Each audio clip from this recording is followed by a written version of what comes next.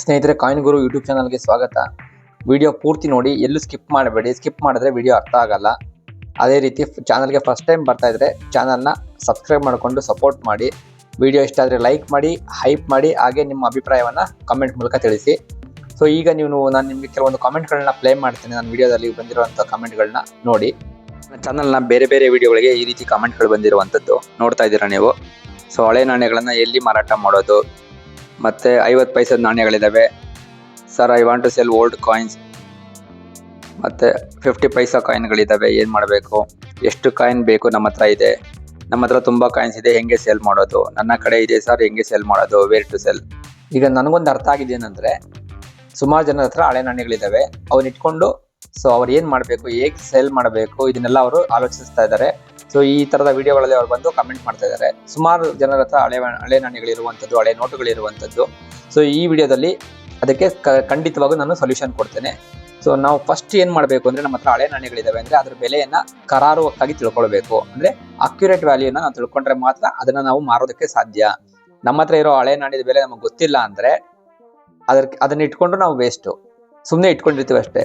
So ಕೆಲವೊಂದು ಸಾರಿ ಏನಾಗುತ್ತೆ ನೋಡಿ, ಈ ಥರದ ಒಂದು ಪೈಸದ ನಾಣ್ಯ ಎಕ್ಸಾಂಪಲ್ ಹೇಳ್ತೇನೆ. ಇದು 1957ರ ನಾಣ್ಯ, ಸ್ವತಂತ್ರ ಬಂದು 10 ವರ್ಷದ ನಂತರ ಮುದ್ರಿತವಾಗಿರುವಂಥ ಈ ನಾಣ್ಯ.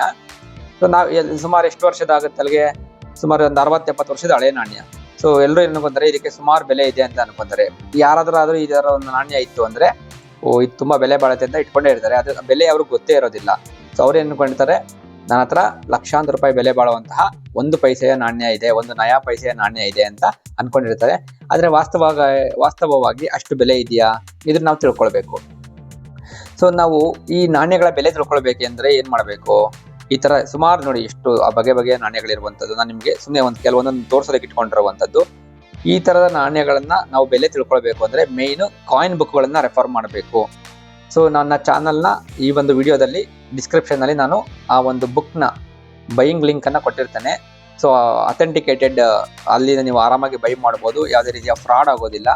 ಸೊ ಈ ಬುಕ್ಕನ್ನು ನಾನು ರೆಫರ್ ಮಾಡ್ತಾ ಇರುವಂಥದ್ದು ನೋಡಿ. ಇದು British India, Portuguese India, Republic India 1835ರಿಂದ 2025ರವರೆಗಿನ ಎಲ್ಲ ನಾಣ್ಯಗಳ ಬೆಲೆಯನ್ನು ಇದರಲ್ಲಿ ಕ್ಲಿಯರ್ ಆಗಿ ತಿಳಿಸಿರುವಂಥದ್ದು.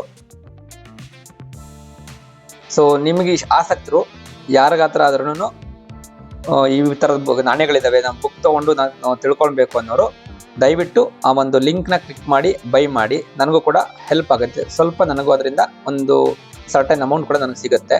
ಸೊ ಆ ರೀತಿಯಾಗಿ ಕೂಡ ನೀವು ನನಗೆ ಹೆಲ್ಪ್ ಮಾಡ್ಬೋದು. ನೋಡಿ, ನಾನು ನಿಮ್ಗೆ ಎಕ್ಸಾಂಪಲ್ ತೋರಿಸ್ತೀನಿ. ನೋಡಿ, ಈ ಥರದ ಒಂದು ಕುದುರೆ ನಾಣ್ಯ, ಇದು ನನ್ನ ಹತ್ರ ಇದೆ, ಇದ್ರ ಬೆಲೆ ಎಷ್ಟು ನನಗೆ ಗೊತ್ತಿಲ್ಲ, ಹೆಂಗೆ ತಿಳ್ಕೊಳ್ಳೋದು, ಅಥವಾ ಇದು ಇಂಪಾರ್ಟೆಂಟ್ ಅಲ್ವಾ ಅಂತ ಹೆಂಗೆ ತಿಳ್ಕೊಳೋದು. ನೋಡಿ, ಈ ಬುಕ್ ತೊಗೊಂಡ್ರೆ ನಿಮ್ಗೆ ಹೆಂಗೆ ಯೂಸ್ ಆಗುತ್ತೆ ಅಂತ ನಿಮ್ಗೆ ಇದು ಲೈವ್ ಆಗಿ ತೋರಿಸ್ಬಿಡ್ತೀನಿ. ನೋಡಿ, ಅದೇ ಪೇಜನ್ನು ನಾನು ಓಪನ್ ಮಾಡ್ಕೊಂಡಿರುವಂಥದ್ದು. ನೋಡಿ, ಇದೇ ನಾಣ್ಯ ಇಲ್ಲೂ ಕೂಡ ಇರುವಂಥದ್ದು. ನೋಡ್ತಾ ಇರ್ಬೋದು, ಇಲ್ಲೆಲ್ಲ ಇಯರ್ಗಳನ್ನ ಕೊಟ್ಟಿರುವಂಥದ್ದು. ಅಂದರೆ ಇಯರ್ ಅಂದರೆ ಯಾವುದು ನೋಡಿ, ಇದರಲ್ಲಿ ಇಯರ್ ಅಂದರೆ ಇದು 1951 ಅಂತ ಇದೆಯಲ್ಲ, ಇದನ್ನ ಇಸ್ವಿ ಅಂತಾರೆ. ಕೆಳಗಡೆ ಮಾರ್ಕ್ ಕಾಣಿಸ್ತಾ ಇದೆಯಾ ನಿಮಗೆ, ಡೈಮಂಡ್ ಶೇಪ್ ಮಾರ್ಕ್ ಕಾಣಿಸ್ತಾ ಇದೆಯಲ್ಲ, ಇದು ಮಿಂಟ್ ಮಾರ್ಕ್ ಅಂತಾರೆ. ನೋಡಿ, ಇಯರ್ ಇದೆ, ಇಲ್ಲಿ ಅದಕ್ಕೆ ಸಂಬಂಧಪಟ್ಟಂತ ಮಿಂಟ್ ಮಾರ್ಕ್ ಇರುವಂಥದ್ದು. ಡೈಮಂಡ್ ಶೇಪ್ ಇಪ್ಪಿದ್ರೆ ಬಾಂಬೆ, ಏನು ಮಿಂಟ್ ಮಾರ್ಕ್ ಇಲ್ಲ ಅಂದರೆ ಕೋಲ್ಕತ್ತಾದ ನಾಣ್ಯ ಈ ಥರ ಇರುತ್ತೆ ನೋಡಿ, ಏನು ಮಿಂಟ್ ಮಾರ್ಕ್ ಇಲ್ಲ, ಖಾಲಿ ಇರುವಂಥದ್ದು. ಅದೇ ಈ ನಾಣ್ಯ ನೋಡಿದ್ರೆ ನಿಮಗೆ ಮಿಂಟ್ ಮಾರ್ಕ್ ಕಾಣಿಸ್ತಾ ಇದೆ, ಡೈಮಂಡ್ ಶೇಪು. ಸೊ ಈ ಥರದ ನಾಣ್ಯಗಳಿಗೆ ಬೆಲೆ ಎಷ್ಟು ನೋಡಿ, ಇಲ್ಲಿ ಕ್ಲಿಯರ್ ಆಗಿ ಕೊಟ್ಬಿಟ್ಟಿದ್ದಾರೆ. ಫೈನ್ ಕಂಡೀಷನ್, ಎಫ್ ಅಂದರೆ ಫೈನ್ ಅಂತ. ಫೈನ್ ಅಂದರೆ ನೋಡಿ, ಇದೆಲ್ಲ ಫೈನ್ ಕಂಡೀಷನ್ ನಾಣ್ಯಗಳು. 10 ರೂಪಾಯಿ ಬೆಲೆ ಇರುವಂಥದ್ದು. ಇದಕ್ಕಿಂತ ಸ್ವಲ್ಪ ಚೆನ್ನಾಗಿತ್ತು ಅಂದರೆ ಗುಣಮಟ್ಟ, ನಾಣ್ಯದ ಗುಣಮಟ್ಟ ಇನ್ನೂ ಸ್ವಲ್ಪ ಚೆನ್ನಾಗಿತ್ತು ಅಂದರೆ 15 ರೂಪಾಯಿ ಇರುವಂಥದ್ದು. ಸೊ ಇದು ಯಾವ ಇಯರು, ಎಲ್ಲ ಇಯರ್ ವೈಸ್ ಕೊಟ್ಟಿರುವಂಥದ್ದು. ನೋಡಿ, ನಿಮ್ಮ ಹತ್ರ ಏನಾದ್ರು 1955 ಇದರಲ್ಲಿ 1955 ಅಂತ ಇರಬೇಕು. ಸುಮಾರಾಗಿತ್ತು ಅಂದ್ರೆ ನಾಣ್ಯ ಪರವಾಗಿಲ್ಲ, 750 ರೂಪಾಯಿ. ಚೆನ್ನಾಗಿತ್ತು ಅಂದರೆ 12,000 ರೂಪಾಯಿವರೆಗೂ ಬೆಲೆ ಇರುವಂಥದ್ದು. ಅಂದರೆ ಹೈದರಾಬಾದ್ ಮಿಂಟ್ನ ನಾಣ್ಯ ಆಗಿರಬೇಕು. ಹೈದರಾಬಾದ್ ಮಿಂಟ್ ಮಾರ್ಕ್ ನೋಡಿ ಕೊಟ್ಟಿರುವಂಥದ್ದು. ಇವಾಗ ಸ್ಟಾರ್ ಇರುವಂಥದ್ದು. ಮೊದಲು 2 ಡೈಮಂಡ್ ಮಾರ್ಕು ಸ್ಪ್ಲಿಟ್ ಆಗಿರುವಂಥದ್ದು ಮೊದಲಿನ ಹೈದರಾಬಾದ್ ಮಿಂಟ್ನ ಮಾರ್ಕು. ಸೊ ಈ ಥರದ ನಾಣ್ಯಗಳಲ್ಲಿ ನಿಮ್ಮ ಹತ್ರ ಹೈದರಾಬಾದ್ನ ಯಾವುದೇ ಮಿಂಟ್ನ ನಾಣ್ಯ ಇದ್ರೂ ಕೂಡ ಅದು ಹೆಚ್ಚಿನ ಬೆಲೆ ಬಾಳುತ್ತೆ. ಅದರಲ್ಲೂ 1953ರ ನಾಣ್ಯ ಇತ್ತು ಅಂದ್ರೂ ಅದು ರೇರ್ ಕ್ಯಾಟಗರಿಯಲ್ಲಿ ಇರುವಂಥದ್ದು. 5,000 ರೂಪಾಯಿಂದ ಶುರುವಾಗಿ 45,000 ರೂಪಾಯಿವರೆಗೂ ಅದ್ರ ಬೆಲೆ ಇರುವಂಥದ್ದು ನೋಡ್ತಾ ಇದ್ದೀರಾ ನೀವು. ಸೊ ಈಗ ನಾನು ನಿಮಗೆ ಇನ್ನೊಂದು ವಿಷಯ ಹೇಳ್ತಾ ಇದ್ದೇನೆ. ಹಾಗಾದರೆ ಎಲ್ಲ ನಾಣ್ಯಗಳಿಗೂ ಬೆಲೆ ಇರುತ್ತಾ? ಖಂಡಿತವಾಗಿಯೂ ಎಲ್ಲ ಹಳೆ ನಾಣ್ಯಗಳಿಗೂ ಬೆಲೆ ಇರೋದಿಲ್ಲ. ಕೆಲವೊಂದು ಹಳೆ ನಾಣ್ಯಗಳಿಗೆ ಬೆಲೆ ಇರುತ್ತೆ. ಸೊ ಆ ಥರದ ನಾಣ್ಯಗಳನ್ನು ನೀವು ತಿಳ್ಕೊಳ್ಬೇಕು ಅಂದರೆ ಈ ಥರದ ಒಂದು ಬುಕ್ಗಳಿಂದ ರೆಫರ್ ಮಾಡಿದ್ರೆ ಮಾತ್ರ ನಿಮಗೆ ಸಿಗುತ್ತೆ. ಸೊ ಇವಾಗ ನಿಮ್ಗೆ ಹೇಳಿ, ನಿಮ್ಮ ಹತ್ರ ಇರುವಂತಹ ನಾಣ್ಯಗಳಿಗೆ ನೀವು ಬೆಲೆ ತಿಳ್ಕೊಳ್ಬೇಕಾ ಬೇಡವಾ? ಫಸ್ಟ್ ಕಾಯಿನ್ ಎಕ್ಸಿಬಿಷನ್ ಅಲ್ಲಿ ಮಾರಬೇಕು ಅಂದ್ರೆ ಬೆಲೆ ತಿಳ್ಕೊಳ್ಬೇಕಾ ಬೇಡವಾ? ಅದನ್ನ ನೀವು ಯೋಚನೆ ಮಾಡಿ. ಸಪೋಸ್ ಇವಾಗ ನಿಮ್ಮ ಹತ್ರ ಈ ತರದ ಹಳೆ ನಾಣ್ಯ ಇದೆ. ಯಾವುದು? ನಾನು ನಿಮ್ಗಾಗ್ಲೇ ಹೇಳ್ದಂಗೆ 1953ರ ಈ ತರದ ನಾಣ್ಯ, ಹೈದರಾಬಾದ್ ಮಿಂಟನ್ನ ನಾಣ್ಯ, ಅಂದ್ರೆ ಸ್ಪ್ಲಿಟ್ ಡೈಮಂಡ್ ಇರುವಂತಹ ನಾಣ್ಯನೇ ಇದೆ. ನಿಮ್ಮ ಹತ್ರ ಈ ಬುಕ್ಕು ಇದೆ. ಈಗ ಗೊತ್ತಾಗ್ಬಿಡುತ್ತೆ ನಿಮ್ಮ ಹತ್ರ ಈ ತರದ ನಾಣ್ಯ ಇದೆ ಅಂತ. ಅದು UNC ಕಂಡೀಷನ್ ನಾಣ್ಯ ಇದೆ. ಹೇಗ್ ಮಾರೋದು?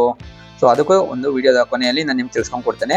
ಈಗ ಮೇನ್ ಏನಂದ್ರೆ ಈ VF ಅಂದ್ರೆ ಏನಂತ ತಿಳ್ಕೊಬೇಕು. F ಅಂದ್ರೆ ಫೈನ್, ಅಂದ್ರೆ ನಾರ್ಮಲ್ ಕಂಡೀಷನ್, ಸರ್ಕ್ಯುಲೇಷನ್ ಕಂಡೀಷನ್ ನಾಣ್ಯ. ನಮ್ಮ ಹತ್ರ ಎಲ್ಲರ ಹತ್ರ ಬಳಕೆಯಲ್ಲಿ ಇರ್ತಾವಲ್ಲ ಆ ತರದ ಕಂಡೀಷನ್ ನಾಣ್ಯ ಅಂತ ಅನ್ಕೊಳ್ಳಿ. ವೆರಿ ಫೈನ್ ಅಂದ್ರೆ ಅದಕ್ಕಿಂತ ಸ್ವಲ್ಪ ಚೆನ್ನಾಗಿ ಹೊಳಿತಾ ಇರ್ಬೇಕು ನಾಣ್ಯ. ಎಕ್ಸ್ಟ್ರಾ ಫೈನ್ ಅಂದ್ರೆ ಅದಕ್ಕಿಂತ ಚೆನ್ನಾಗಿರ್ಬೇಕು. UNC ಅಂದ್ರೆ ಅನ್ಸರ್ಕ್ಯುಲೇಟೆಡ್, ಅಂದ್ರೆ ಮಿಂಟಿಂದ ಏನು ಮುದ್ರಿತ ಆಗಿ ನಿಮಗೆ ಫಸ್ಟ್ ನಿಮ್ಮ ಹತ್ರನೇ ಸಿಕ್ಕಿದೆ ಆ ತರದ ನಾಣ್ಯಗಳು. ಬ್ಯಾಂಕ್ ಅಲ್ಲಿ ಕೊಡ್ತಾರಲ್ಲ ಹೊಸ ನಾಣ್ಯಗಳು, ಆ ತರದ ನಾಣ್ಯಗಳನ್ನ UNC ನಾಣ್ಯಗಳು ಅಂತಾರೆ. ಇಲ್ಲಿ ರೇರಿಟಿ ಅಂತ ಇದೆಯಲ್ಲ, ರೇರಿಟಿ ಅಂದ್ರೆ S ಅಂದ್ರೆ ಸ್ಕೇರ್ ಅಂತ, C ಅಂದ್ರೆ ಕಾಮನ್. ಆ ಕಾಮನ್ ನಾಣ್ಯಗಳಿಗೆ ಹೆಚ್ಚು ಬೇಡಿಕೆ ಇರೋದಿಲ್ಲ ಯಾವತ್ತೂ. ಸ್ಕೇರ್ ಮತ್ತೆ ರೇರ್ ಕ್ಯಾಟಗರಿ ನಾಣ್ಯಗಳಿಗೆ ಮಾತ್ರ ಹೆಚ್ಚಿನ ಬೆಲೆ ಇರುತ್ತೆ. ಅಂತಹ ನಾಣ್ಯಗಳು ನಿಮ್ಮ ಹತ್ರ ಇತ್ತು ಅಂದ್ರೆ, ಸ್ಕೇರ್ ಕ್ಯಾಟಗರಿ ಮತ್ತೆ ರೇರ್ ಕ್ಯಾಟಗರಿ ನಾಣ್ಯಗಳು, ಆ ತರದ ನಾಣ್ಯಗಳು ನಿಮ್ಮ ಹತ್ರ ಇತ್ತು ಅಂದ್ರೆ ಮಾತ್ರ ನೀವು ಈಸಿಯಾಗಿ ಸೇಲ್ ಮಾಡಬಹುದು. ಕಾಮನ್ ಸರ್ಕ್ಯುಲೇಷನ್ ನಾಣ್ಯಗಳಿಗೆ ಹೆಚ್ಚಿನ ಬೆಲೆ ಇರೋದಿಲ್ಲ. ನೋಡಿ, ಇದು ಕಾಮನ್ ಸರ್ಕ್ಯುಲೇಷನ್ ನಾಣ್ಯ. ಎಕ್ಸಾಂಪಲ್ ತೋರಿಸ್ಬಿಡ್ತೀನಿ. 1951 ಬಾಂಬೆ ಮಿಂಟ್ ನ ನಾಣ್ಯ. ಇದು ಈ ಕಂಡೀಷನ್ ಅಲ್ಲಿ 10 ರಿಂದ 15 ರೂಪಾಯಿ ಅಷ್ಟೇ ಬೆಲೆ ಇರುವಂತದ್ದು. ಯಾರು ಕೊಂಡ್ಕೊಳ್ಳೋದಿಲ್ಲ ಇದನ್ನ. ನೀವು ಕಾಯಿನ್ ಎಕ್ಸಿಬಿಷನ್ ತಗೊಂಡೋದ್ರು ಕೂಡ ವೇಸ್ಟ್. ಈ ತರದ ನಾಣ್ಯಗಳನ್ನ, ಕಾಮನ್ ಸರ್ಕ್ಯುಲೇಷನ್ ನಾಣ್ಯಗಳನ್ನ, ಕಾಮನ್ ನಾಣ್ಯಗಳನ್ನ ತಗೊಂಡೋಗೋದು ವೇಸ್ಟ್. ಅದಕ್ಕೆ ನೀವು ಈ ತರದ ಬುಕ್ಗಳನ್ನ ಬೈ ಮಾಡಿ ಈಸಿಯಾಗಿ ನಿಮ್ಗೆ ಅದರ ಬೆಲೆ ಕ್ಲಿಯರ್ ಆಗಿ ಗೊತ್ತಾಗ್ಬಿಡುತ್ತೆ. ಈಗ ಮೇನ್ ಟಾಪಿಕ್ಗೆ ಬರೋಣ. ಹೌದು, ನನ್ನ ಹತ್ರ ಈ ತರದೇ 1953ರ ಹೈದರಾಬಾದ್ ಮಿಂಟ್ ನ ನಾಣ್ಯನೇ ಇದೆ. ಇದೇ ತರದ ಯಾವುದೇ ಕ್ಯಾಟಗರಿ ಆಗಿರ್ಬೋದು. ಈ ಒಂದು ಬುಕ್ ಇತ್ತು ಅಂದ್ರೆ ನಿಮ್ಮ ಎಲ್ಲಾ ಪ್ರಶ್ನೆಗಳಿಗೂ ಇದೇ ಸೊಲ್ಯೂಷನ್. ಸೊ ಯಾರನ್ನು ಕೇಳೋ ಅವಶ್ಯಕತೆ ಇರೋದಿಲ್ಲ. ನಿಮ್ಮ ಹತ್ರ ಇರೋ ನಾಣ್ಯದ ಬೆಲೆ ನಿಮ್ಗೆ ಗೊತ್ತಾಗುತ್ತೆ. ಸೊ ದಯವಿಟ್ಟು ಬುಕ್ ನ ಖರೀದಿ ಮಾಡಿ. ಈಗ ಮೇನ್ ಟಾಪಿಕ್ಗೆ ಬರೋಣ. ಏನಂದ್ರೆ, ಈಗ ನನ್ನ ಹತ್ರ ಹೌದು 1993ರ